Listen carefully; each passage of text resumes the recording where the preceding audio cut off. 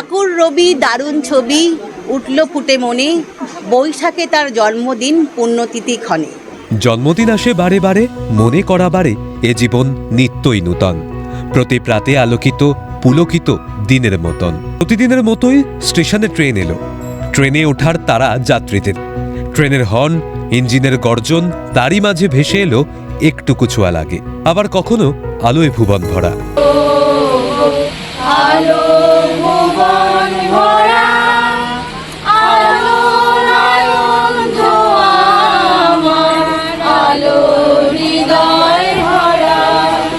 সত্যি তো, রবি ঠাকুরের গান কাব্যের ছোঁয়ায় ভুবন ভরে উঠেছে।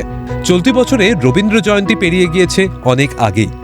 তবে সেই রবীন্দ্র জয়ন্তীকে নতুন রূপে বরণ করে নিলেন হাবড়া শিয়ালদার নিত্যযাত্রীরা। হাবড়া স্টেশনে লোকো পাইলট রবীন্দ্রনাথ ঠাকুরের ছবিতে মাল্যদান করেন। ট্রেনের কামরা সাজানো হয়েছিল কুলো হাত পাখা দিয়ে। রজনীগন্ধার মালায় সেজে উঠেছিল গোটা কামরা। কেউ করলেন আবৃত্তি, কেউ গাইলেন গান, কেউ নাচের মাধ্যমে রবি ঠাকুরকে স্মরণ করলেন।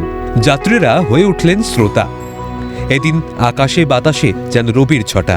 আজকে এটা আমাদের 10 বছর পূর্ণ হচ্ছে, আর 10 বছর পূর্ণ হওয়াটা কোনো ব্যাপার না।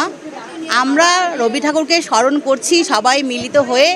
আজকে এখানে হাবড়া লোকালের নারী পুরুষ বহু নিত্যযাত্রী একসাথে মিলেমিশে আজকে আমরা এই উদযাপন করছি। প্রথমবার এটা দেখেছি। না, খুব সুন্দর, ভালো ভালো, খুব সুন্দর। প্রত্যেক বছর আমরা এইভাবে সবাই একত্রিত হই।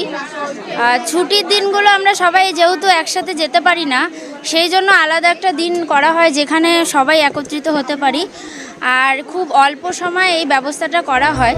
এই অনুষ্ঠানটি 2016 সালে সেই সময়ের রেল গার্ড ধীরেন্দ্রনাথ মণ্ডলের হাত ধরে সূচনা হয়। তারপর থেকে সেই ধারাবাহিকতা বজায় রেখেছেন হাবড়া শিয়ালদার মহিলা নিত্যযাত্রীরা।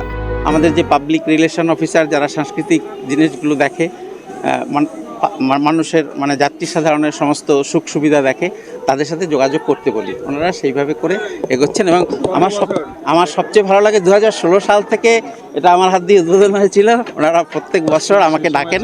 গত 10 বছর ধরে একইভাবে পালিত হচ্ছে রবীন্দ্র জয়ন্তী। ভবিষ্যতে আরও এগিয়ে যাবে বলে আশাবাদী নিত্যযাত্রীরা। রবীন্দ্রনাথ ভোলার নয়, রবীন্দ্রনাথ আমাদের প্রতিদিনের প্রতিনিয়ত প্রতিক্ষণের সাথে উনি জড়িয়ে রয়েছেন। রবীন্দ্রনাথকে ছাড়া আমরা কোনো কিছুই ভাবতে পারি না। আজকে উদ্বোধনী সঙ্গীত হলো, আমাদের প্ল্যাটফর্মে নাচ হলো।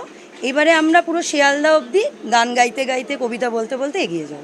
এত ভালো লেগেছে যে আমাকে ওনারা ফোন করেছেন এবং করে আমাকে আমন্ত্রণ জানিয়েছেন। আমি সোনারপুর থেকে ভোরের ট্রেনে আমি এবং আমার এক বন্ধু আমরা দুজন চলে এসেছি। এ দেশ রবি ঠাকুরের দেশ। কাব্য কবিতা নয়, বাঙালির মনে ওতপ্রোতভাবে জড়িত রবি ঠাকুর। তাই রবীন্দ্র জয়ন্তী শুধুমাত্র নির্দিষ্ট দিনে নয়, রবি ঠাকুরের প্রতি শ্রদ্ধা সম্মান সকলের মনে নিত্য জাগরিত। উত্তর 24 পরগনা থেকে দীপকুমার দের রিপোর্ট, ক্যালকাটা নিউজ।